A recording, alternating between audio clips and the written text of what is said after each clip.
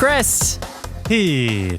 ask and ye shall receive. I'm specifically talking about how last episode, you know how I was complaining about how tired I was? Yeah, you were practically flatlining. Well, Nintendo must have heard it and went, hold my warm milk, because then they went ahead and announced Pokemon Sleep. Oh, that's not where I thought you were going with this. Pokemon Sleep, I mean, it looks to be just like a gamified sleep aid. But, you know, this could be the answer to all of my exhaustive prayers. I haven't been following Pokemon Sleep very closely, but is there a quote out there where the designers are saying, we want players to be excited to wake up? Oh, yeah. They're bringing entertainment to your pillow. So the game itself is not as interesting. But what's more interesting is the continuation of this naming convention. We got Pokemon Go, Super Mario Run, Sonic Jump. That's another mobile Sonic game. And also announced Cuphead Drive to Work. Is that really a thing? No, I'm making a joke on how Cuphead is being put on Tesla cars. Oh, is it? Well, you know, like the Teslas have like a massive screen. Yeah. I looked it up. It's 15 inches. And this monitor right here is 25. So you can imagine. 15 is pretty beefy for a car. Some would argue putting video games in cars is a recipe for disaster, but I think it's about time Cuphead was put on mobile devices. Okay, I'll just agree to disagree. Because cars are a mobile device. Oh, that's the joke. That's the joke. How's your week, Chris? Yeah, I'm just not bringing my A game to this podcast.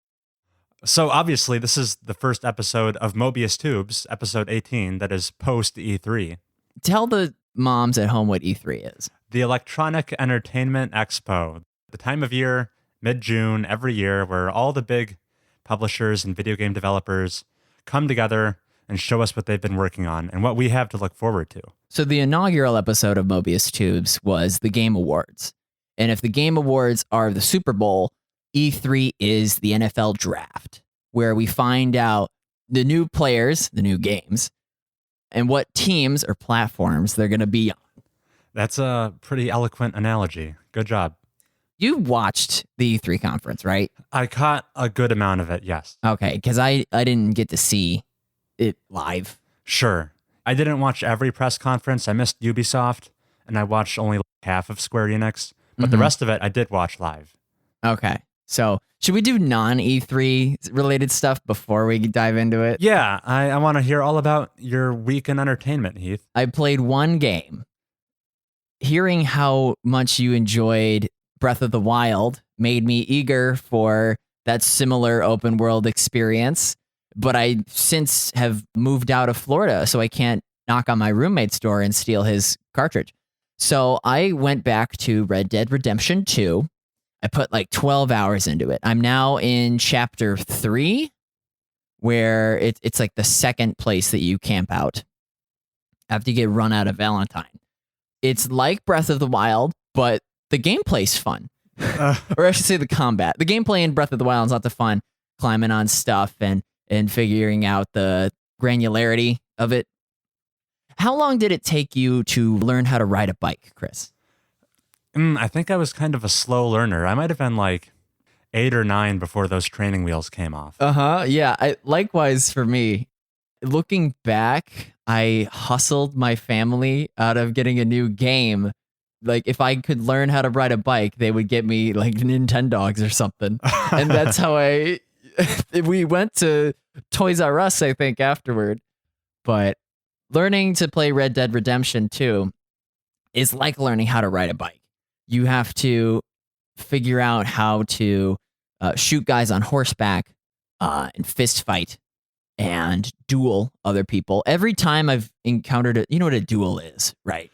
One-on-one shootout? You hold the right trigger to fill up a gauge, and then judging by your opponent's, like where their hand is shaken, you pull the trigger, and then you have to like paint targets. Or at least that's how it was in the first game. Oh, okay. I can't tell you how it is in this game because I've died every single duel encounter and had to restart. Okay, so they're awfully challenging, huh? Well, the problem is every time you die and restart, it restarts you instantly in the duel. There's no, and you're supposed to like look up at the top left to see the instructions while the opponent's hand is reaching for their gun. And so I'm at a loss there, but I'm certain I'll figure it out by the end of the game. A duel was what ended the first game. True. It was the last action you took. So hopefully, I'll figure this out. But it's like riding a bike. In these duels, is the goal to like disarm the opponent or kill them outright, or is it up to you? I've had both outcomes. Okay. Interesting. We had a featured piece about whether or not you beeline the main story or splinter out into side quests. Yeah. I can tell you, and this is indicative for all of the games I've played, not just Red Dead. Proximity rules. Okay. So, if John Marston is over by that cactus 2 miles away, and that I know that is what will unlock the western portion of the map, or it's definitely a key mission. But the post office is a few doors down, and I still have a bounty that I need to pay off, so I can unlock the beaver pelt shopkeeper. I'm going to go to the post office, even though it's not as epic as the tag team train robbery with John Marston. Yeah. Whatever's closest. I will go ice fishing if it's much closer than learning Dutch's secret past. And that's true across Skyrim, Borderlands, any game. It's all about convenience for you, huh? I need to optimally use distance and time as much as I can. So that's something I discovered. Now tell me, does this pattern of your behavior change if the game has like a very cool fast travel system, or if it has a very like convenient fast travel system? I did unlock the fast travel system.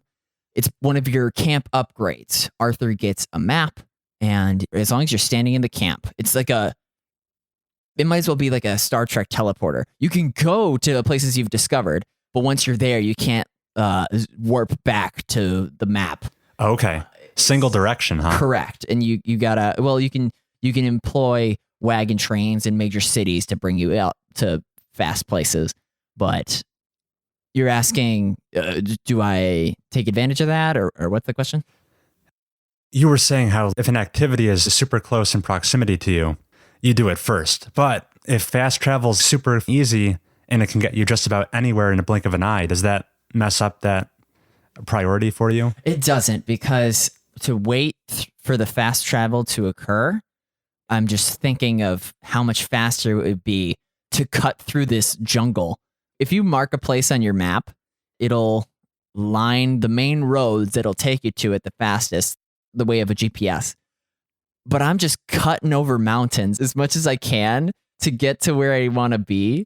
So no, I've yet to use the fast travel mechanic. Got it. Okay. Another thing I wanted to mention was I found a David Cage boss battle in Red Dead Redemption 2. All right, you have my attention. You'll see what I mean. So it's called the Abernathy Pig Farm, and it's in the far east of the map. I wasn't even on horseback when I was doing this. My horse, Twitter, was way off in the distance. What was your horse's name? My horse's name is Twitter. Okay. He was too far away for me to call by whistling, because I got off of a train robbery at an inopportune time. So I'm running to Saint Denis or something like that. And I come across this house, and there's this fat guy on the front porch. And he's like, oh, hey, we haven't had a visitor in so long. Why don't you come on in and stay for dinner? And then like his wife comes by, and she's like salacious. And she's like, oh, you look like a strong cowboy. Why don't you, we got supper. It's been so long. And I'm standing there, without my horse. You're familiar with the random encounters you can get in Red Dead, right? Yeah. Damsel in distress. You bring her to the next town. She gives you $5 dues. This stranger encounter, I can immediately tell it's one that's going to go south. But I go on inside. Ominous undertones, right? Right. So I go on inside. I take a seat at the kitchen table. the two that are there, they're talking about how, oh, mama used to make this amazing gumbo, and they feed each other. And the guy is like morbidly obese, wearing like nothing but overalls. There's no upper shirt. And you have to like go up to the second floor to call the wife, and she's like, oh, how do you like my Sunday best in my dress? And then Arthur Morgan's like, wow, you guys are weird. And then you get served a glass of some sort of alcohol, and it's like, why don't you drink up? And there's a button prompt for it, just like when Madison visits the tech surgeon guy in Heavy Rain. And so I'm like, why not? I down one. And then after you down the first one, you get offered a second. No button prompt. Arthur Morgan's like, why not? Cue the whoa. The visuals start getting hazy. Arthur Morgan plops down. The camera still hangs there. And they're like, oh, finally, that took forever. Get his money and we'll throw him out back. Black screen. You wake up. Mother's corpse is on you. You have to like shove it off you. You're like, ugh. Your money is actually gone. So like the value at the top right of the screen shows like minus $600, and it tickers all the way down to zero. And I'm livid. So I run back to the house. It's now raining at night. You just burst through the door. The missus is in there, and she's like, "Oh my God, you're alive!" And then you blow her away. And then the fat guy's upstairs. You blow him away too. You lurk behind the portrait of the mother, and there's a stash box, and you get your money back and then some. And then I still don't have my horse, so I run in the rain until I get to the nearest stable, and I recall Twitter, and then it's off to the next adventure.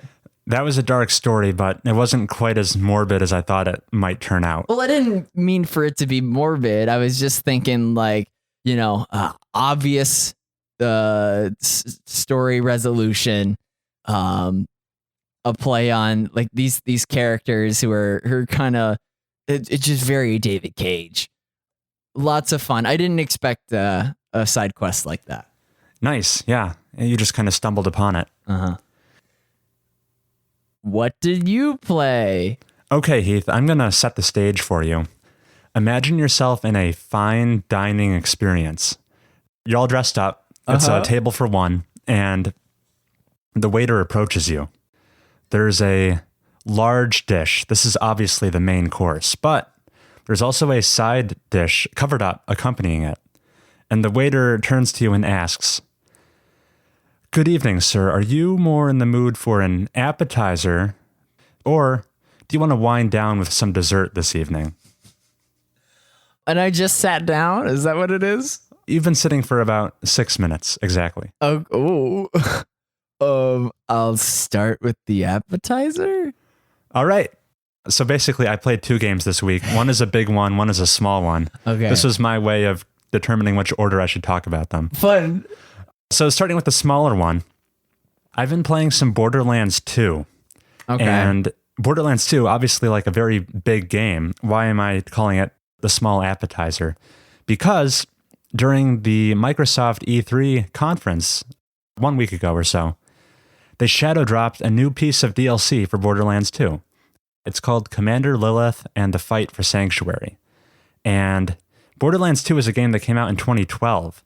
So it's kind of a weird situation getting more content for this 7-year-old game when the most recent DLC pack came out like years ago. For all intents and purposes, we thought this game was like over, its run was done. But now they have like this, what should I call it? Prelude to Borderlands 3. Oh, it's yeah. kind of like setting the stage for the big sequel coming out. Yeah.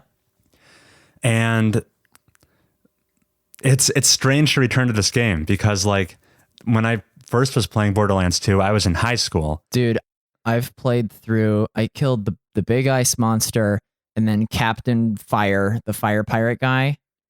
Yeah. That's the only, I've never gotten past that in Borderlands 2. I've tried to start Borderlands 2 like 3 times.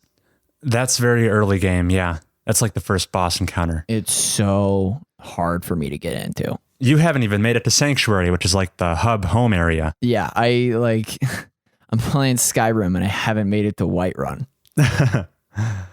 So, I played a lot of Borderlands 2 back in the day. It's not exactly my all-time favorite game, so why did I jump at the chance to play this DLC? First of all, they kind of dropped it out of nowhere, and it was free for the first week. So free, why not give it a shot?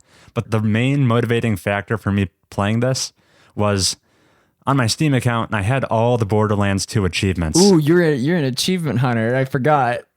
Then this DLC came out, Heath, and now there's suddenly 6 I don't have. Oh, you're like 94% for achievements on that game. It was disgusting. I had to correct that gross error. Uh-huh. This is one reason why PlayStation achievement system, how if you get all of the base game achievements, it gives you this platinum trophy. And then if more DLC arrives later on, you don't lose that platinum trophy. You still have it. Right. So that's kind of like an advantage I'd give to the PlayStation ecosystem, because with Steam, like I had all the achievements before, but now I don't. And there's no like middle ground to show that I had previously been an overachiever. Until you beat the added on. Yes, which I've since corrected that mistake. I've played it. It's pretty short. Pretty unremarkable. The only thing that I found kind of interesting about it was Telltale Games made a Borderlands spin-off game in like the adventure game style, Tales from the Borderlands. It's actually my favorite Telltale game. I think it's super well received. Pretty funny too, more so than the mainline Borderlands games. And they introduced characters who were introduced in that game into like Borderlands proper. And like some of the deaths that took place in Tales from the Borderlands are apparently canonized now. So those actually like happened.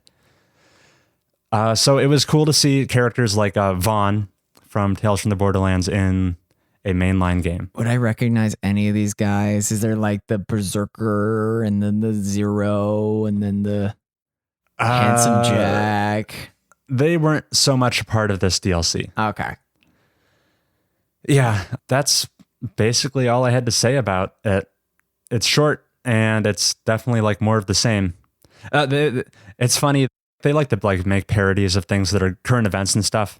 Like in the original game, back when that double rainbow meme was all the rage, that's in the game. So now they have like new subjects to make fun of, like cryptocurrency and stuff. Okay. So that's all in this DLC. Didn't find anything Trump related, but that was what I first jumped to when you said current events. Yeah. Okay. Let's wash our hands. Clean your lips after devouring Borderlands 2, and move on to the main event, which is Marvel's Spider-Man. I was going to say, make sure you get all of your open world games out of the way. Finish your Red Deads and your Spider-Man, because 2020 we're going to have a lot more to do. Yes. Marvel Spider-Man, made by Insomniac Games, came out last year. I would describe it as the ultimate snub of the Game Awards, having been nominated for like 7 categories, and then failing to win any of them. Yuri Lowenthal is a great Spider-Man. I'm a big fan of his portrayal, yes. He's a talented voice actor. Where to start with this game? There's a lot of areas we could take it to. First of all, I think it's excellent, but very light on innovations. Every aspect of the game is very well done, very polished, but there's all of this stuff in the game I have seen somewhere before. It's definitely like a checklist Ubisoft style open world where there's icons littering your map, and you just, like you said, close proximity. You're just zigzagging from objective to objective, knocking things off your list. It's a superhero game, which, I think in the medium of video games, we'd have a lot more than we actually do, because like superhero, it's like an ideal power fantasy to emulate in a game. The ones I think of are the Batman Arkham games, which are very well received. The Infamous games, which are kind of Sucker Punch's own made up superheroes. And then we have this Spider-Man game. There's also fighting games. You got Injustice and Marvel vs. Capcom. That is true. Yes. This game gives me a lot of the similar vibes to the Batman Arkham games. Do you have any experience with those? I played Asylum and City. Okay, the first 2. Yes. Very good entries. City was my favorite game for the longest time. No way. I mean, well, okay. Not to say that Arkham Asylum isn't great, but Another anecdote I was going to bring up for the video game addictions segment of last episode, I was going to say finding all the Riddler trophies. I did that because there was like 450. I did that for the longest time. I might have put off some social obligations to satisfy that achievement. But you played Origins and Night, I'm assuming? I've played all 4 of them, yeah. Okay. And the Riddler trophies are something I could never be bothered with. Oh, they were fun though. I needed to get them. Just to draw some comparisons between the two, because they are very similar, I'd say that Spider-Man and Arkham. The Spider-Man and Arkham. I'd say the stealth sections in Arkham are a lot more fleshed out than they are in Spider-Man. Yes. So point to Arkham in that sense. The traversal of the city, though, have to give the edge to Spider-Man. Everyone who's played the game says this. Swinging around the city is so much fun. The most satisfying it's ever been. Yes. There is a fast travel system in this game, and there is an achievement out there for like fast travel 5 times. And to the game's testament, you did not earn that achievement for however many hours. I just earned it recently, and only like 30% of players have even gotten that achievement. Because it's just moving around manually is more fun to do.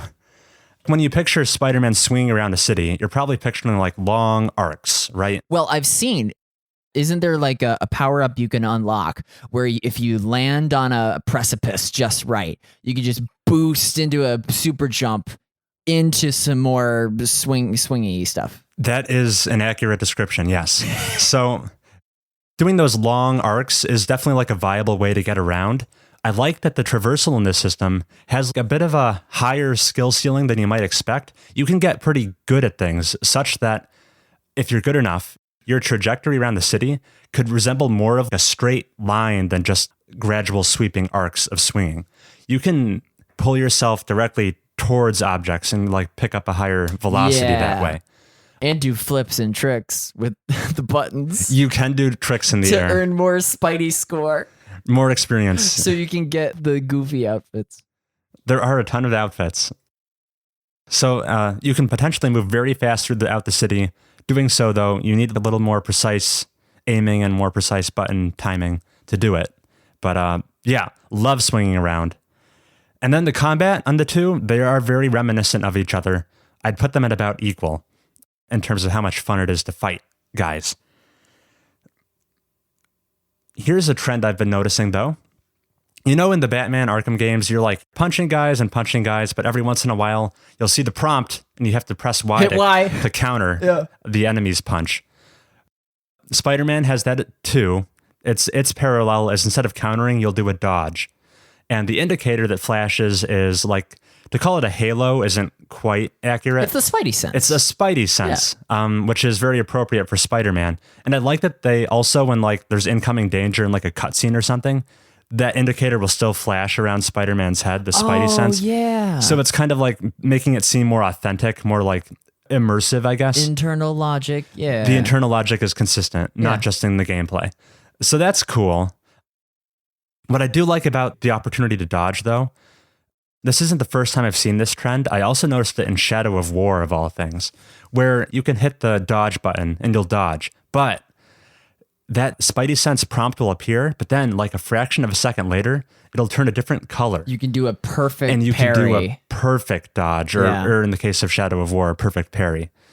Where in the case of Spider-Man, in addition to dodging, you'll also like web up the guy's face, which will like render him incapacitated for a few seconds. Can't you? Spider-Man doesn't kill people. No, he's some of these guys you're throwing off of buildings. I know in like Arkham Knight, you have the Batmobile, right? Dudes just get steamrolled, and it's like, oh, but he lived. Yeah, you have to definitely suspend your disbelief there. I think in the Arkham Knight, you're like electrocuting. There's electric field around the car where you like stun guys if you hit them. Stunned. But you're mowing them down. Last year's E3 trailer, you know how he has to go up to the scaffold and whatnot because you're fighting a Kingpin. You're fisticuffing henchmen at the top of this construction thing, and you punch a guy like off of the edge, and the guys I was watching watch the E3 coverage were like, oh no, he killed him, until he webs him up and sticks him to like an I-beam, and it's like, oh man, it's so fun to laugh about. Yeah, perfect dodging. It makes the game feel a little less combat button mashy and a little more like technical and like more thought out. Yeah, my X button was destroyed by Arkham City. Remember in Arkham Asylum? You beat Arkham Asylum, right? Yeah. Remember the hallway where all the henchmen are like cheering you on for the last boss battle, but you can aggro them and punch them in that super narrow thing? Do you remember that? Because it is ringing a bell. You just start by like walking past all of them, and they're like, yeah, you just beat them up, yeah. We're accessing like the recesses of my memory. Nice. Maybe this will dig up some more stuff. Marvel's Spider-Man is a game with QuickTime events in it. However, they haven't been too egregious, because maybe this is me just not being misremembering something, but I feel like if you went back 7 or 8 years ago to like early Telltale games and stuff, which have QuickTime event combat, the button prompts would be kind of arbitrary. The events on screen would have no correlation to what buttons you're pressing. You're talking about like the directional prompts. Yeah, like press Y at this time and this direction and this trigger. But this game's QuickTime events and recent games I've played, the button prompts in the QuickTime events kind of correspond to what you would be doing in like normal gameplay as well. So if you punch a guy in the QuickTime event, it's the square, as opposed to square button, because that's what punches. Or if you need to shoot a web at just the right time in the QuickTime event, it's the triggers like you would in real gameplay. So that makes it feel a little less annoying. Like we said earlier, more internal consistency. Very specific attention to detail, yeah. This is a game that was nominated for Best Story at the Game Awards. And so far, I haven't felt that has been deserved quite yet. It's not bad by any stretch of the imagination. It just hasn't been blowing me away. Well, who's like the bad guy that we've never heard of until this game? Mr. Negative. Mr. Negative. That's him. Yeah. It's much more interesting than Green Goblin took my girlfriend. Yes, Mr. Negative. I won't spoil things. I'm interested to find out what his motivation is, because there's definitely like they've been hinting at things there. He has the power to like, if he physically touches someone, he can like amplify their negative personality characteristics and then like turn them to his side. Oh no. I don't reach out to friends. Yeah. One thing, so this is Insomniac Games' own take on the Spider-Man universe. So Peter Parker and Mary Jane are separate. They've been separated. They had a romantic relationship, but they fell through because the powers. Exes, yeah. It's interesting to see that kind of relationship portrayed in a video game, because like I can't really think of seeing two people who are exes interact before. Two exes interact. Well, yeah, maybe. Yeah, I can't. I'm sure I'll figure something. So, story not blowing me away, but it's an interesting spin on things that is at least holding my attention. And I like it a lot. Just make sure you beat it before 2020, because the shopping list of open world RPG type games is lengthy. Yes. That's about all I have to say about Marvel's Spider-Man at this point in time. Impressions are positive. I'm trying to remember. Stan Lee's in this game. Yeah, I think I saw him. Yeah, he's like a pizza shop owner. Yeah. That's great. And yeah. Great. Well, should we take a break?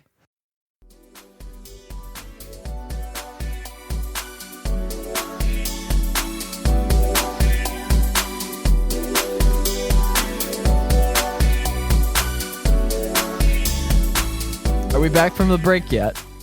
Yeah, I'm feeling refreshed. All right. Let's start with non-E3 news. Okay. Actually, let's start with corrections. Sure, yeah. So last episode, you brought up how Steam's game library it's the newest it's ever been, because half of the games have been released since 2017. Yeah, I remember saying that statistic. Right. how many games are on Steam? 30,000? Approaching 30,000. Okay, that's kind of weird because if you look at a game's Steam ID, for example, Team Fortress 2, that was one of the Valve's first games on the platform. It's number 570. And then CSGO is like 730. PUBG is 578,000. Even though there's only been 30,000 games. Does that mean that each of the DLCs get a game ID? And like there's like software on Steam that's not games. That's true. You can get like movies or something. Yeah, is that maybe inflating the ID number? Yeah, because they correlate to its release. Like that's Civ true. 5 is sitting at like 8,900. And that came out in like 2010. Maybe my numbers were slightly suspect, or maybe like you said, every single listing on Steam gets an entry that aren't even things that aren't full games. But the trend should still show how many games have been released between 2017 until now. Beat Saber, which is released on Steam last month, that's number 620,000. So the gap between PUBG and Beat Saber is hundreds of thousands of Steam app IDs, which correlates to the over half of the games on Steam have been released since 2017. The huge growth. Right. So that's all I wanted to pinpoint. Another thing, I mentioned how PUBG, PlayerUnknown's Battlegrounds, is milestone. I said Twitch, but I meant to say Steam. You saw that video I mentioned where it shows the timeline of most played games. Yeah. Was that going off of concurrent Steam players? Yes. So PUBG had 3 million concurrent players at its peak, and Dota 2 was left behind, at least in that video. Eclipsed. Right. That's it for corrections. Okay. On to the non-E3 news. Yeah. Game of Thrones is back. Yeah. So the series finale has been submitted for best writing. The episode called The Iron Throne. D&D granted, this Emmy nominee submission had to have been decided long before it was released. Presumably. But the balls on these guys. I know. It's like, all right, do you think they submitted it to keep up appearances, or do you think they truly believe they wrote an excellent conclusion to the series? I think when the budget gets to a certain number, you gotta just blanket submit everything. Yeah. To not submit it would be like acknowledging their failure. Yeah. They're trying to save face. They don't acknowledge their failures much in the way Todd Howard didn't acknowledge the failure of Fallout 76. To some extent, he did. No, he was like, thank you for believing in us.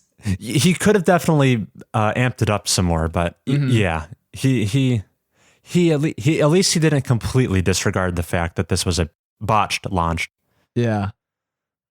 Other non-E3 news, the Jackbox Party Pack 6 will be coming out in fall of this year. The reason I'm excited for it is because among the Party Packs games, how many Party Pack games have you played? I've played a great number of them. I think Party Pack 3 is probably my favorite collection of them. Mm-hmm. Is this kind of like an annualized franchise at this point? They seem to come out frequently. They do. So each Party Pack has like 5 games. And they're related to like social deduction, trivia, improvisation, like that of, Cards Against Humanity kind of thing. Why I'm excited for it is they're bringing Murder Trivia Party 2 to this new Party Pack, because the Party Pack 5 was full of like this one game where you have to come up with like faux inventions for a suggested problem, and like a rap battle game of which none had longevity for. It's reminiscent of the one where you have to come up with like t-shirt designs. Not a fan of that one. Murder Trivia Party was a banger, a game that I've introduced to at least like 100 people across RA programs and game nights, and you friends introduced and family. it to me. Right. So you can count on me getting so comfortable with this party pack, knowing that Murder Trivia Party is among its catalog. In other non-E3 news this week, the Spider-Man Far From Home poster was released, much to the public's dismay. Have you watched the first Spider-Man Homecoming? How many Spider-Man have you known? Not too many, actually. Really? Yeah, I've not seen any of the more recent films, and only like. Are you a solo Tobey Maguire Spider-Man fan? Of those, I've only seen like the first one. Oh, wow. Okay. This is weird then. It is, yeah. Anyway, this is the beginning of the new Marvel Cinematic Universe phases. This is the first of whatever phase. And you can see from this poster, they really did a poor job.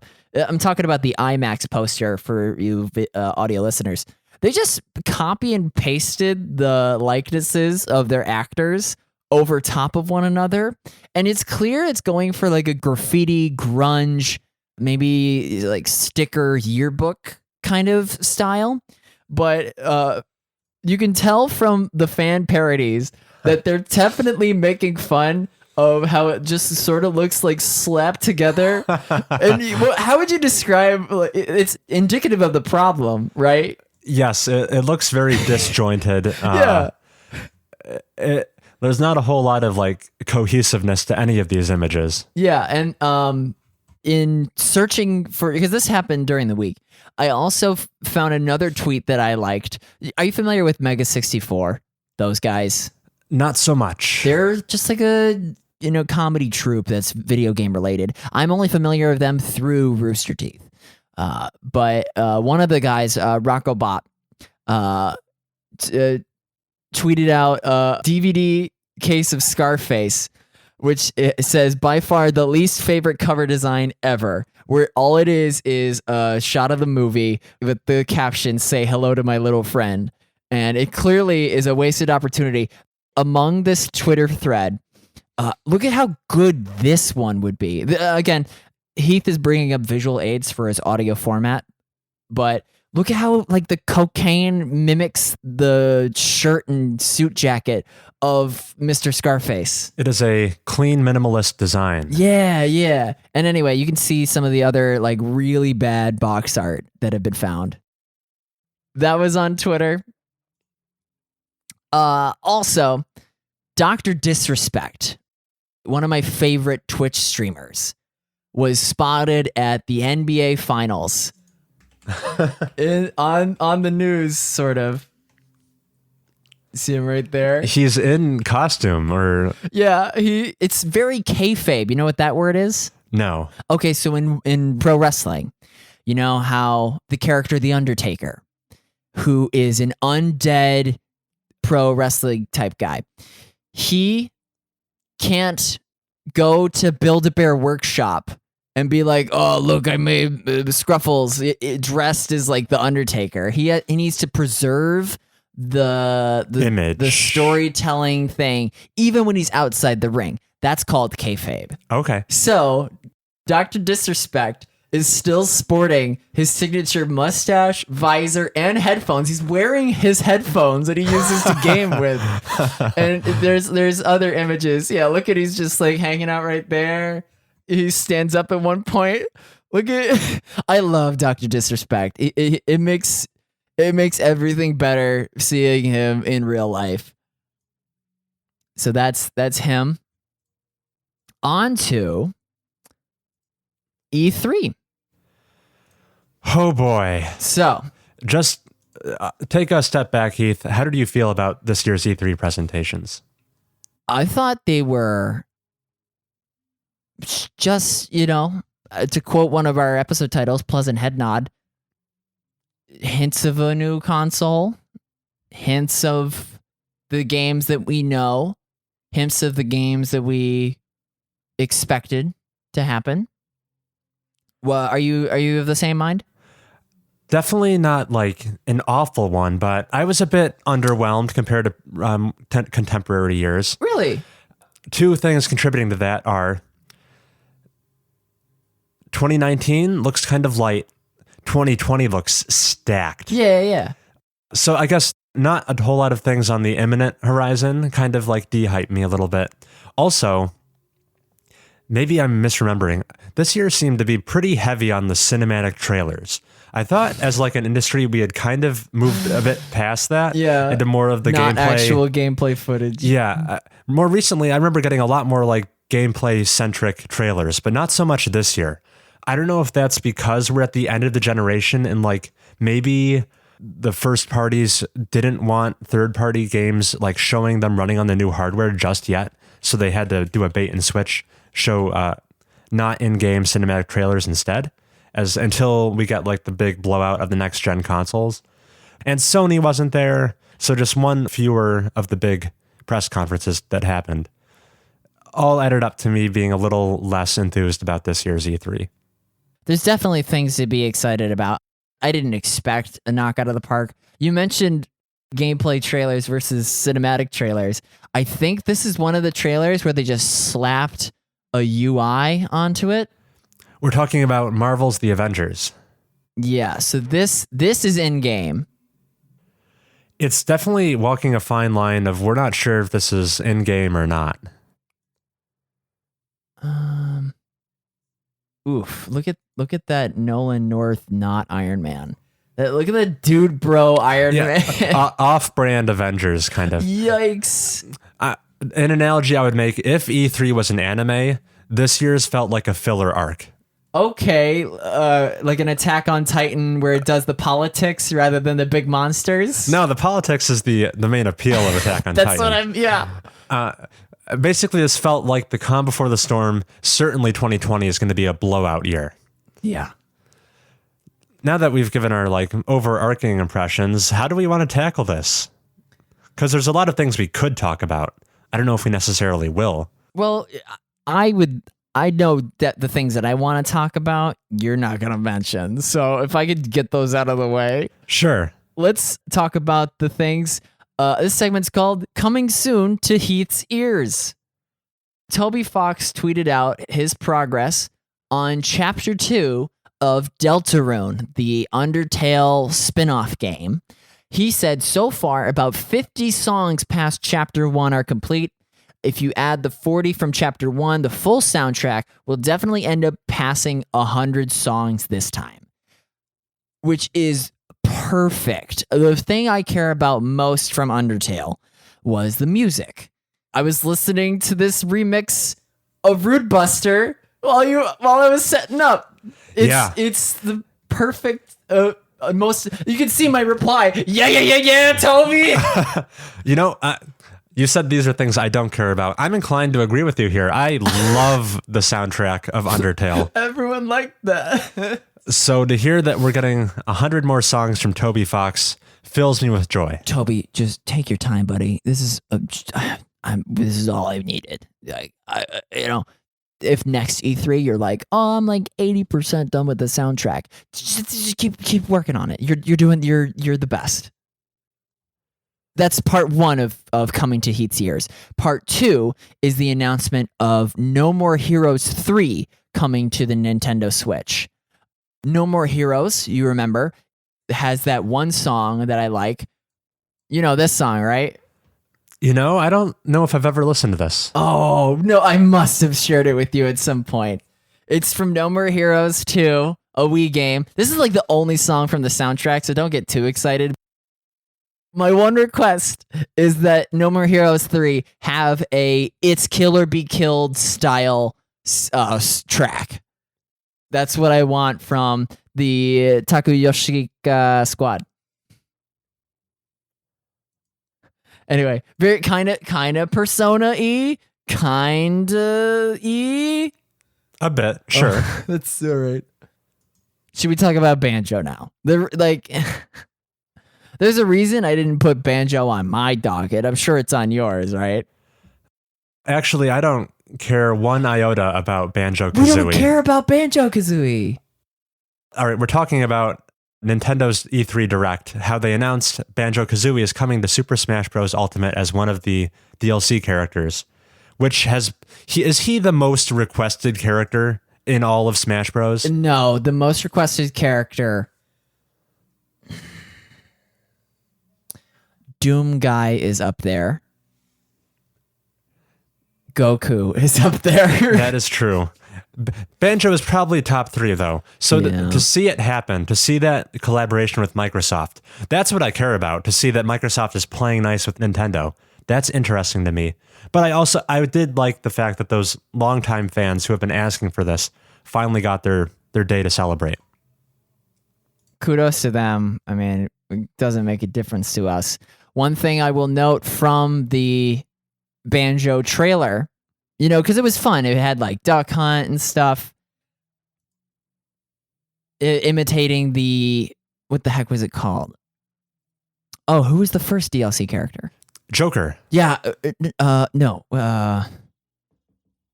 Who is the Donkey Kong? Or no, the King K. Rool trailer. Yeah, so it imitated the King K. Rool trailer. Speaking of King K. Rool, this is a news bit that's just for you, Chris. I already like what I'm seeing. Do you? Do you know what I'm referencing? That second to last sentence right there. So in the Brawl trophy description for King K. Rool, it talks about how King K. Rool he fights against Donkey Kong.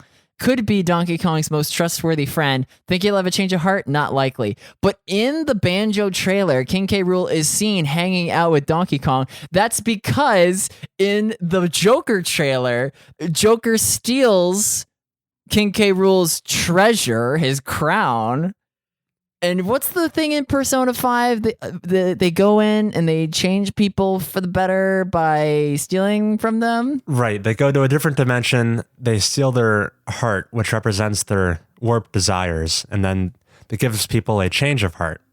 Right. Which is why in the Banjo trailer, King K. Rool is now friends with Donkey Kong. Because in the Joker trailer, they hint at him having a change of heart. You're not popping off as much as I thought you would. I'm kind of interested that there's like this whole trailer canon going on. Do you think I'm seeing something that's not really there? Because if I am, so are like 40,000 people. No, I think this could definitely be intentional. It doesn't excite me that much. Moving on then. What about Stadia? Do you want to talk about Stadia? Because it was technically right before E3, but Google announced a whole bunch of more Stadia details, including release date and pricing. Yes, the pricing is the most. So Stadia, everyone was excited about Stadia because we thought that it would be this ubiquitous thing that you could access on any Chrome browser to play cool games. And really, it just seems to be passing the bill. So, to be specific, if you were to play a game at 1080p, the stats that it's coming up with, it would consume 9 gigs per hour. Chris, do you know what your data plan is? For like the home network? Yeah. I'm pretty sure we don't have a data cap. Okay, I think like my phone has a data cap. Yeah. But for folks who have like a 1 terabyte data plan for the month, that's only 113 hours of streaming at 1080p. If you boost it up to 4K, as many of the first Stadia people are likely to do, this is attracting the niche video game person, at least for the first several months. That's only 65 hours of streaming. So I don't think you can beat some of these long-form games in that amount of time. Right. If your home network, Ethernet, Wi-Fi has a data cap, I don't think Stadia is going to be very feasible for you to do. Right, because like an unlimited internet plan is not cheap. It depends on who your providers are. I think in some areas of the country, you only have 1 or 2 options, and both of those could have data caps. So it might not even be possible for you to have like an unlimited internet connection. Right. So to say that Stadia is $10 a month is misleading. Let's talk about that pricing right there. That $10 a month is only for their premium plan. I've heard a lot of podcasters talk about how this is kind of a ripoff, needing that you need a subscription and you need to pay for the games. But what that $10 a month is doing for you, that's what enables you to get that 4K option. Plus the controller, or no? The controller is a totally separate thing. If you want to just boot up Stadia and play at like 1080p, 60 frames per second, Right. that's completely free. What? Yeah, no subscription required. And I don't think everyone is aware of that fact. They have the base plan and the premium plan. The base plan is free. Now, with that base plan, though, you're still buying the games piecemeal. If you want to play Doom Eternal at launch, you pay $60 for Doom Eternal. But there's no like extra fee on top of that. So when this was first announced, before we had details, I thought this was going to be a more of a Netflix style thing where you pay the fee and you get access to a whole bunch of games. This is much more of a traditional storefront where you're buying individual games, and if you happen to want to play them at 4K, that's where you pay that extra $10 subscription. No, I don't need to. Right. And a lot of people won't even have the internet capable of doing so. They released this infographic, Google did, that you can find on the graph how fast your internet connection is, and it'll tell you what quality to expect from their streaming service. At home, we have a pretty reasonable, pretty fast internet connection, and we just cleared the cusp for 1080p, 60 frames per second. We're nowhere close to being able to stream it at 4K. No, nor would I need to be. I'm playing Red Dead on a 4K monitor at Justin's place. I can't perceive the difference. The only way you would be able to perceive a difference is if you were running it on an Xbox One X. I have a Xbox One S. Right, that does not output at 4K. Oh, so even though it prompted me to switch over to the 4K capabilities of the game, the console can't do it? Correct. It's not a beefy enough powerhouse. Okay, but why would it even prompt me? Take your word for it. That's why I didn't perceive it. Yeah, that's what I was trying to get at. Here's how I feel about Stadia, but from what we have now know. Basically, at launch, it looks kind of bare bones. Like it doesn't have like a huge library of games. And to get in at launch, you need to buy the expensive like Founders Edition that comes with the controller and like the Chromecast and stuff. You can come up with your own Stadia name. Right. They were trying to pressure you into buying so you can lock down your name. I'm going to steal, Chris, if you don't take it. Yeah, that was weird. It feels kind of predatory to like emphasize that fear of missing out on consumers. Yeah. However, as the service evolves into 2020, and you no longer have to like buy the expensive Founders Edition, you can just start playing with that free subscription thing. Okay. I think this could be a very good thing for the industry, not necessarily for you and me, the people who are already in the door. But I'm trying to think of the use case where you're this young adult who's working out there, maybe doesn't have a lot of time for games, you don't follow the industry closely, but every once in a while when you're watching TV, there is like a game commercial that catches your eye. You see Doom Eternal, and that looks great to you. You don't necessarily want to like jump into video games, but you want to play that particular game. Mm-hmm. Normally, you wouldn't bother because, oh man, to play this game, I have to spend hundreds of dollars on a console. I have to find a space in my living room for it, set it all up, buy the game. Now I can finally start. I have to download it. Now I can finally start playing. With Stadia, though, you don't buy the console. You don't pay the subscription. All you have to do is boot up that laptop you already have, only pay for the game, no need to download it. It just instantly streams and you're playing. All those people who want to just dip their toes into gaming can do so much faster. This is like exponentially lowering the barrier to entry. I'm thinking this might be more useful for not the hardcore crowd, but maybe the people who are on the fringes, who are interested. Like the kids who have to sell that big Christmas present to their parents. I want a console for Christmas. That's a big ask. When Stadia is out there in the wild, Mom and Dad, all you have to do is spend the $50 to $60 on the game. I don't need the console. I have Stadia. Yeah, just tell them it's Netflix for games. Yeah, and they'll understand that analogy. So if this gets a lot more people in the door, and, you know, of the portion of people who, I don't know how widespread this will be, but of the people who try this out, some portion of them will go deeper into games and like catch the bug. And I'm happy about that. This could be like a foot in the door for many people, or at least I see it has the potential to be. Yeah, I look forward to. This is satisfying. Did I ever tell you about the story I heard where, you know, a kid was given a Switch for Christmas, And his reaction was like, oh boy, a real video game.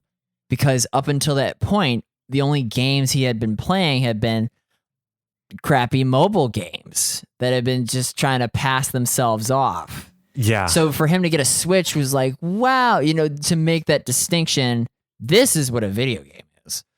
Do you think that this Stadia and its successors will come up with a new crop of game people who all they know are this streaming service? The way Netflix came up with like a new crop of film and TV watchers that aren't like the folks who have shelves and shelves of DVDs and box sets. Yeah, I do. I heard it said that maybe Netflix isn't the service for like the movie aficionado because they're not necessarily watching like the things that are on Netflix. They're watching more niche movies and stuff. So maybe in the same way, Stadia isn't for the hardcore video game player who is playing Persona 5. It's for the masses. This is going to get a lot of people into the door playing video games. It's funny you said the kid got a Switch and he's like, wow, this is a real video game, because I definitely had that kind of perspective when I was playing like Flash games on a browser in like the mid 2000s. And then I'd play a game on my PlayStation at the time. And I would definitely feel that disconnect of this is a real video game on my console. And this Flash game is like a cute distraction. Mm-hmm. We'll see. Yeah. Yeah. Am I gonna want to play Final Fantasy? Is this is a good jumping in point? This new Final Fantasy that they're making, the remake of 7, is what you're talking about. Yes. To move on from the Google presentation, I'm just jumping straight to Square Enix. Okay. So you didn't catch most of it, but I watched about half of it. Okay. Yeah. Would you recommend a because I know Cloud from Smash.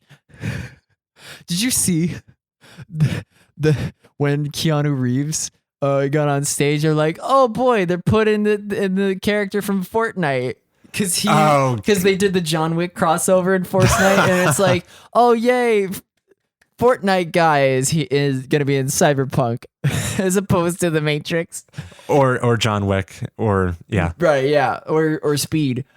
Am I gonna like Final Fantasy? Because I saw what it was, and it's kind of cool. Yeah, so I'm not like the best person to ask. I haven't played a Final Fantasy game. Oh, so to both of us. Yeah, I liked how it looks. Did you like how it looked? Like this game has had that trouble development. It had this they took it away from its original developer and brought it internally into Square Enix, and now it looks like they're doing a very good job. I liked what I saw quite a bit, which before seeing this trailer, I had so much skepticism because like this is a game that they're going to release it episodically when originally it was just like one product. I thought Telltale died. Yeah, so why is its Ghost coming to release Final Fantasy? And there are quotes from people working on the project where they don't know how many episodes it's going to have yet. Oh no. But this presumably these episodes are going to be like they say they have the content of a full game in its own right. This is like a 40-hour episode. It's baffling to me. However, from what I've seen, how it's like mixing old and new, how it's like has a more dynamic real-time combat system a la Final Fantasy 15, but there's also those like gauges at the bottom, those bars that are filling up that are your cooldowns for like your more turn-based abilities. Your alts, yeah. Your alts. I like that mixing up, having a more modern take on what is a traditional JRPG formula. I like it. I think it looks very pretty. And we are the only video game podcast that has no familiarity with Final Fantasy. That's pretty fair to say. So I'm reaching out. Anybody knows a good Final Fantasy synopsis? Tell us whether or not this is the one to jump in on, or am I not going to know what I'm trying to call the homeworld? Is it like not Mordhau or what's Final Fantasy? What's that city? The stage. Does it start with an M? I'm coming up with like Mordor, Morrowind. I would recognize the name of the city if it was spoken to me, but I can't recall it off the top of my head. Dang, all right, we know nothing. Yeah, we're casuals here.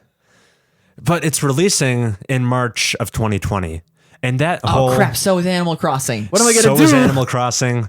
Dude, Animal Crossing looks like it's my cup of tea. Okay, well, at least that's true for one of us. Managing finances and stuff. Tom Nook, he's going to send you into bankruptcy. Did you know, like, the one character, Mr. Rossetti, canonically lost his job because of the auto-saving mechanic that's going to be in the newer Animal Crossing games? Because in-game, his only purpose was to save. And since the auto-saving is introduced, he's in-universe lost his job. That is so funny. It's funny. I will probably pick this up in March over Final Fantasy.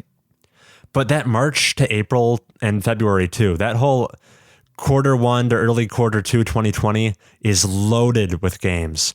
And presumably that's to like get them out before all focus is on next gen. But it's going to be a crazy time. Cyberpunk is in April. Should we go back to the speaking of John Wick Fortnite?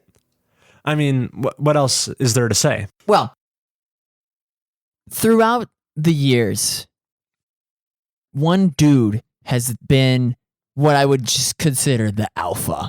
And we that title has been passed on. You know that there's People magazines like Most Sexiest Man Alive, things like that. Yeah. But that's not necessarily the one true litmus test. I would say that for like the longest time, Dwayne Johnson was the guy.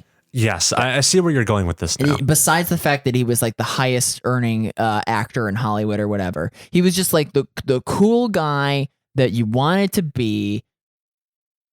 And then for a time, it was also Hugh Jackman a little bit, just because he's like a multi-talented, also a buff dude. And then Zac Efron for like a little bit, I don't really remember that one. Well, no, maybe not in your circles, but definitely Keanu is coming for the title of like the cool alpha guy who, did you ever see that video of him like on the subway giving his seat to like an old lady, in that image of him like feeding the pigeons on the park bench? Unfortunately, no. But yeah, he has been quiet for a while, but he's been having this resurgence lately, which just kind of culminates with his inclusion in Cyberpunk 2077. When you saw that Keanu Reeves' likeness is going to be in Cyberpunk, what was your take on that? How did you feel? What a great pick for my sci-fi future video game. True. Like, imagine they put someone like I didn't care about in that spot. Like, so here's a good example. What if they put like Aaron Paul in Cyberpunk? You know who Aaron Paul is, Chris, who knows actors. Why don't you fill me in? He's Jesse Pinkman. Oh, okay. Cyborgs, bitch. If they put Aaron Paul in there, that would be cool because I like him, but it wouldn't fit necessarily in my brain canon. There's a certain level of added authenticity to putting in Keanu Reeves. My initial take was a little skeptical, like, is this just going to be a publicity stunt thing? Oh, fan service? Yeah, is this going to feel weird? But from behind closed doors interviews that I read, he was going to have like almost the most dialogue in the game over almost any other character except for like the protagonist. So he's going to be like an integral part to the game. So they clearly like wanted him for a reason. So I have since changed my opinion. I'm glad he's going to be in here. My only lingering concern is that maybe when I'm trying to immerse myself into this futuristic video game, continually seeing this familiar face will kind of break the immersion and be kind of jarring. But I imagine as time goes on and I get to know the character, that will dissipate. Yeah, if there's any side quest in which Keanu has to deal with like a simulation, it's gonna be like, Yeah. CD, is it CD Projekt Red or CD Projekt Red? I believe if you're doing the real Poland, it's the latter. But if you're an English speaker like us, the former also works. Yeah. Yeah. He's very much like the current internet's boyfriend. Yeah, it's great. It's great that, you wouldn't have guessed that like 5 years ago. Right. Dark horse contender. Mm-hmm. Who's gonna be the next one? Let's call it ahead of time. It might even be Aaron Paul. We don't know. It could be. Yeah. It's probably Tom Holland though. Tom Holland is the hotness. What is this? What are we talking about? We're just rambling. We're not like. By the time people hear this, E3 will be a thing of the past. So I don't feel it's required for us to dive into everything. I'd like to do a quick conversation topic though. Okay. Should we? Yeah. So we'll transition music while you pull that up. Yeah, transition music now would be great.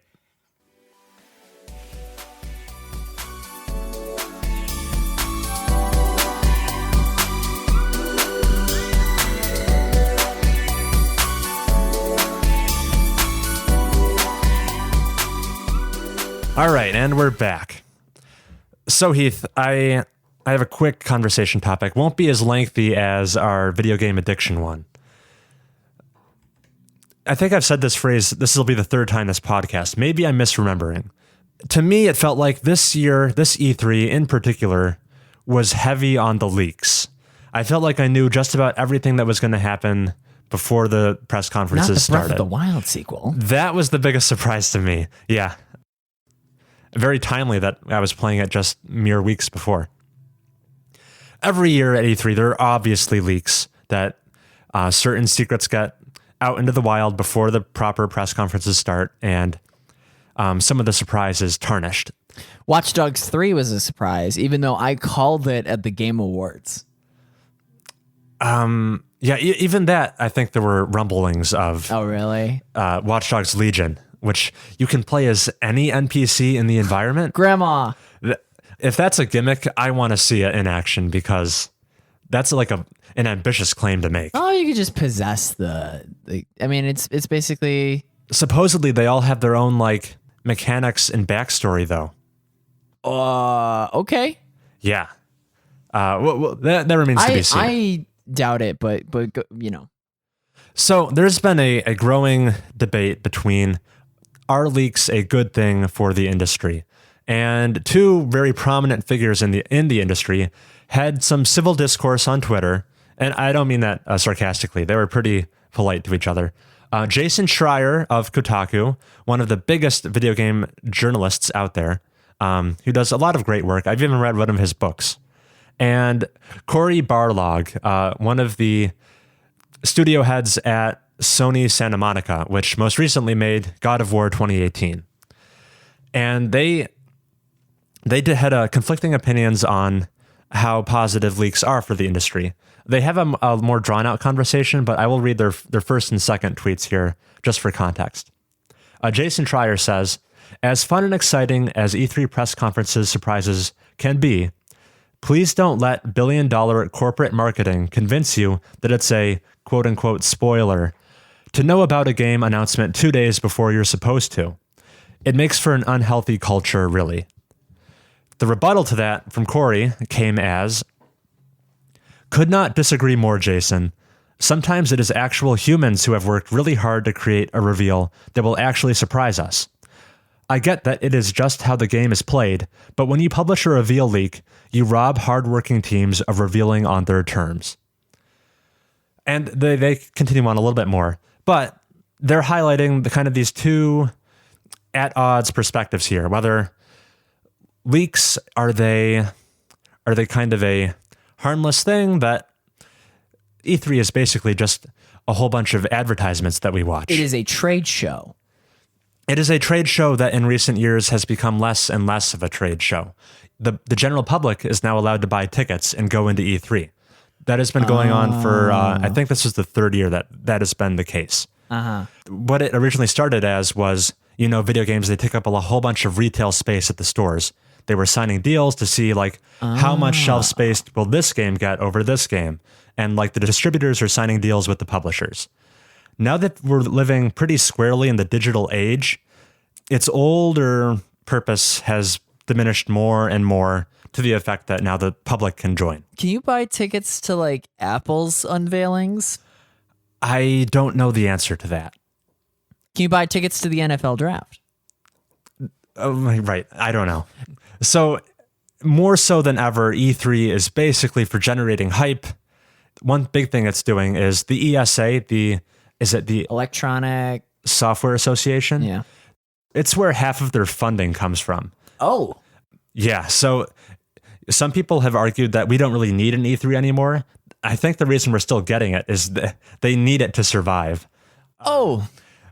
But regardless of whether or not E3 is relevant, these leaks, the other side of the equation is that video games take a long time to make, multiple years. And if teams have been working on them in like isolation for a long time, not even telling their families about what exactly they're working on, shouldn't they have the freedom to like have the big coming out party on their own terms to show the game in the light that they want to represent it in? Have that big euphoric hooray, the celebration that they have control over, which they are robbed of when the leaks come out from these journalism sites. First thing, the fact that Jason Schreier had to clarify or add a descriptor referring to the game's developers as billion-dollar corporate marketing, is the fact that they make a lot of money reason to not be sympathetic that you spoil their, or to use his words, like spoil their game announcement? Had games been less lucrative, would you be more sympathetic? Why? I see what you're saying. Why does he gotta be at a modifier? You're right. Don't pity the billionaires. Well, it's not how much they make. It's just like local Italian Leonardo da Vinci coming out with a new portrait. Like, you know, does he have to be Leonardo da Vinci? Yeah, I feel like that's a fair point to bring up. To be fair to Jason, in a couple tweets down the line, he does say that he empathizes with the developing teams. But yeah, I mean, that does come across as slightly like adversarial to the billion-dollar companies who are making these things and funding them. Did Jason Schreier not know about Apex Legends prior to its launch? Had media leaked Apex Legends, it would have been dead on arrival, like we foretold. The fact that Apex did so well from the get-go was because we didn't know what it was until it was in our hands.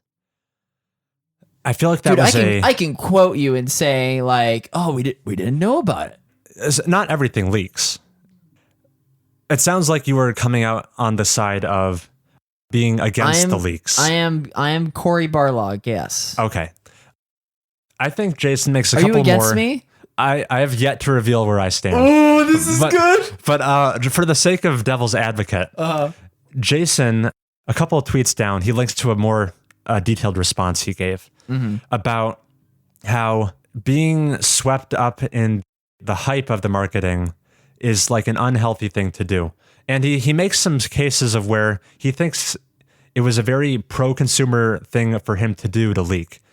The example he cites is Fallout 76. Oh. Because he says in the marketing of Fallout 76 and like Bethesda's press conference of last year, 2018, they were trying to spin the game as a traditional Fallout game that just happens to have like other people in it. They were saying it's a single player game. There's just other people who might be in your world. But I believe Jason was involved in some leaks about the game, trying to emphasize that it is primarily like a online focused game first. And a lot of that like NPC dialogue and player driven choices, all of that is not so much in the game. It is not a traditional Fallout game. And he kind of leaked that info when the marketing campaign was trying to like cover that stuff up. So good guy Kotaku was providing the public service of reporting on what the game actually was before everyone got their pre-orders ready. That is the correct representation of what he was saying, yes. And because it paid off in the case of the reporting of Fallout 76, that's why he can advocate for... So let's say Jason Schreier gets wind of Sans Undertale as the last DLC for Smash. Okay. And he has it in his hands. I would kill someone if they were to undercut one of the most coveted characters for that series before Nintendo could give us the sweet, ergonomic, satisfactory reveal. That, and he mentions like what's healthy for the culture. The euphoria I would experience from a perfectly blind reveal of Sans and Smash would cure my liver disease. Like if Jason were to like arrow to the knee, be like, Smash is Sans is confirmed for Undertale, Smash, I would start arsonizing houses. Like it would ruin both franchises. All right, you ready to for the culture? No, I understand exactly what you're saying. You ready to find out where I fall? Where do you fall? Okay, I was hoping we'd disagree more. I definitely fall on the Corey side of being against the leaks. The way I look at it is there are three parties involved with this. There's the developer / publisher who is working on the as of yet unannounced project. There's the journalist who obtains that information and leaks it. And then there's the general public who has that leak distributed to them. That is the ecosystem. And of those three parties, I look at who benefits by having this leak occur. On the developer's side, they just had their thunder stolen from them. They're doing the work on the project. They, by right, should be able to display it in the fashion they see fit, and that has been taken away from them. It does not benefit them. There's the leaker who now gets a lot of attention online, presumably get ad revenue for people clicking on the story. They're getting a nice payday out of doing the leak. And then there's the general public, who you could say maybe they are benefiting by getting this information earlier. How can I say that I'm against the proliferation of information out there just freely? But in the case of E3 leaks specifically, I would make the case that it's kind of a neutral point for the consumer. Whether they get a leak 3 days earlier or if they get it 3 days later, how much of a difference does it really make to them? Whether they find out from Jason on the Monday before E3 or they find out one Monday later during Microsoft's press conference, that doesn't really impact them whether they find out in a couple days between each other. Also, there's always the chance that the leak gets the details wrong, which can set up like expectations in the consumer's mind that never existed at all, which potentially distributing erroneous information is a hazard that comes with these leaks. So I'd argue that on the consumer's perspective, it's either like a no net gain or potentially a bad thing to be receiving these leaks. And that doesn't even include the last point where that huge euphoric surprise you get of these polished trailers announcing the new game totally takes the oomph out of those. I would still have my liver disease. Right. These leaks have so much less showmanship than like the actual proper announcement. And they're not as much fun. The From Software collaboration with George R.R. Martin on this Elden Rings game. Elden Ring, yeah. Would have been one of the defining moments of the show to me, except I already knew that it was going to happen. Oh, did you? These that had leaked hard. So yeah, in conclusion, I feel like the whole leak process is kind of a selfish activity that is more or less solely benefiting the leaker and kind of being a wash or even a negative to everyone else. Let's make me be devil's advocate now, because since you jumped to one side. The times that I can think of in which leaks are most beneficial refer to No Man's Sky. You recall that? I do recall that. That was a game marred in controversy. Right. Which I think that's another example of a game with maybe one of the most misleading marketing campaigns. The more misleading the marketing campaign, the more justifiable the leak. Yeah. Is that fair to say? Yeah. If we say leaks are bad, we're basically giving all the power to the publishers, the developers, the people marketing the game. So to say we need to do away with leaks entirely could be a bad thing. Yeah. You're talking about, as a thought exercise, if we were to ban leaks. Which is impossible. Right. The Titanic is proof of that.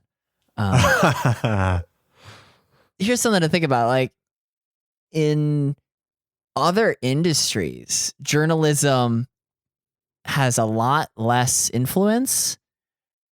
I mentioned this at game night. The Pelicans traded something for Lonzo Ball in the NBA. Yeah. Like, that's a leak? Is that a leak? I'm not sure.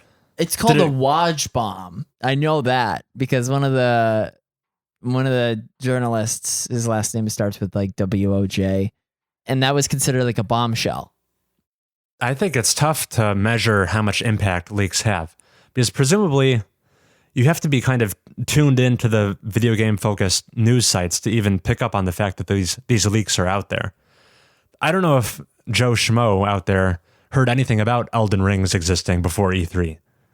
I actually didn't hear about much. Okay, so yeah, so they can be pretty My obscure. name is Joe Schmo on this side of the table. I think I saw like From Software and GRRM, but that was about it. In conclusion, Jason Schreier will be burned at the stake at noon tomorrow. Get your gamer fuel ready. In conclusion, the leaks, I feel like there's here, Chris. I'm in my hands. I have a juicy leak. That's just, it's so good. It's Blizzard's new first open world wrapped in some Valve integration. Is Blizzard and Valve, we have never collaborated, right? Not that I know of. Right. So this is a Blizzard and Valve companion piece with who's an actor you like? With Peter Dinklage. With Peter Dinklage is starring much in the way of Norman Reedus. And his funky fetus. I didn't come up with that. Oh, you didn't? I was about to give you all the credit. There's Norman Reedus and his funky fetus, and then Keanu Reeves and his cyborg thieves, and they're all coming together in this juicy leak. And Epic is gonna sell it for free. And it's here I come because I'm Phil something because I work in games. Phil Fish. Yeah. And I'm giving it to you, Kotaku. And what are you gonna do with it? What am I gonna do with it? If I work at Kotaku, post it. Presumably, yes. Yeah. I mean, I would be get that out of here. I'd be turning down money if I didn't do that. But you have to reach into your conscience and realize that in a vacuum, the surprises.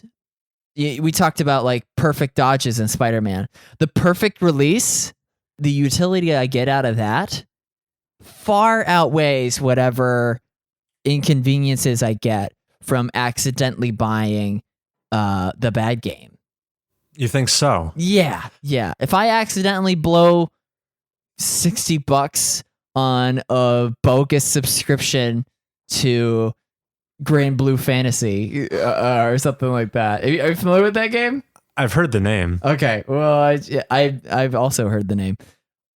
If you were to postulate that I get the best reveals the games industry could come up with, but in exchange I get bamboozled once or twice, would I take that deal? Absolutely. I would not take that deal. Why?